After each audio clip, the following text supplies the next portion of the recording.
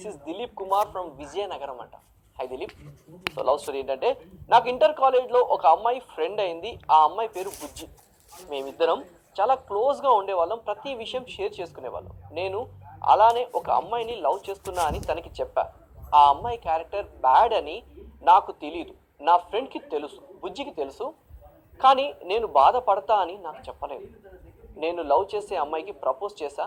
ఆ అమ్మాయి నాకు ఓకే చెప్పింది. నాకు తెలియని విషయం ఏంటి అంటే, ఆ అమ్మాయి అప్పటికే చాలామందికి ఓకే చెప్పింది అని. ఇలా తన మీద చాలా ఆశలు పెట్టుకున్నా అది తెలిసిన నా ఫ్రెండ్ నేను లవ్ చేసే అమ్మాయి బ్యాడ్ అని చెప్పింది.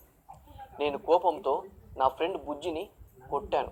అప్పటి నుంచి తను నాతో మాట్లాడడం మానేసింది. అలా కొన్ని రోజులైన తర్వాత నాకే తెలిసింది నేను లవ్ చేసే అమ్మాయి బ్యాడ్ అని. ఇద్దరం బ్రేకప్ అయిపోయాం.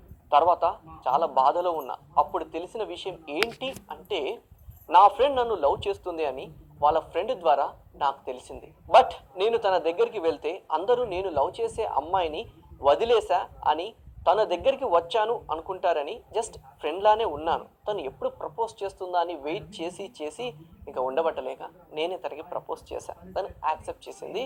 అప్పుడు నాకు అర్థమైంది, నేను లవ్ చేసే అమ్మాయి కన్నా నన్ను లవ్ చేసే అమ్మాయి దొరకడం నా అదృష్టం అని. అలా నా లవ్ ఇప్పటికీ 3 years కంప్లీట్ అయింది.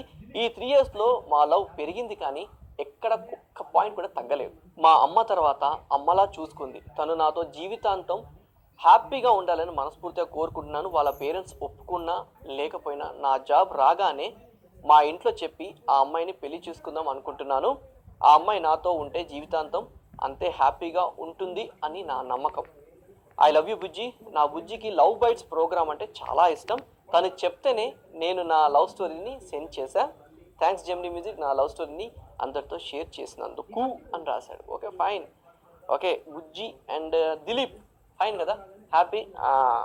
అంటే ఆల్వేస్ నీ మంచి కోరుకునే అమ్మాయి. అందుకే నువ్వు వేరే ట్రాక్లో వెళ్తున్నావు అనగానే బేసిక్గా ఆ అమ్మాయికి తెలిసినా కానీ నువ్వు మళ్ళీ అమ్మాయిని లవ్ చేస్తే ఇక్కడ ఆయన కొట్టుడు ఏంటబ్బా, ఫ్రెండ్స్ అయినా అమ్మాయిలు మీ చేతులు ఎత్తారా? తప్పు కదా. కొట్టడం కరెక్ట్గా, కొట్టడం ఏంటి అసలు? అంటే ఆ వర్డ్ చదవగా నాకు వింతగా అనిపించింది.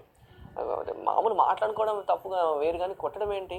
సో ఒక అమ్మాయి గురించి అమ్మాయి క్లియర్గా తెలుసు కాబట్టి చెప్పింది. వాట్ ఎవర్ ఏదైనా సరే ఆ అమ్మాయి నుంచి నేను తప్పించాలి, నువ్వు మళ్ళీ ఆ ట్రాక్ను పడిపోతే ఎక్కడ బాధపడతావు అని చెప్పింది. ఆ అమ్మాయి నీ మంచి కోరుకుంటుంది. ఇప్పుడు నీ లైఫ్ పార్ట్నర్గా చేసుకుందాం అనుకున్నావు, ఆల్ ది వెరీ బెస్ట్.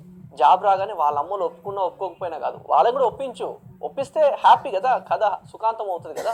మీ ఇంట్లో ఒప్పిస్తా అన్న ధైర్యం ఉంది కాబట్టి వాళ్ళ ఇంట్లో కూడా ఒప్పుకుంటారు. జాబ్ రాగానే అడుగు, మీ పేరెంట్స్ తీసుకెళ్ళి వాళ్ళ పేరెంట్స్ అడిగించడానికి ట్రై చేయి కదా. మీ లవ్ సక్సెస్ అవ్వాలని మనస్ఫూర్తిగా కోరుకున్నాను. అండ్ లవ్ బైట్స్కి మీ లవ్ స్టోరీని షేర్ చేసినందుకు థ్యాంక్ యూ సో మచ్.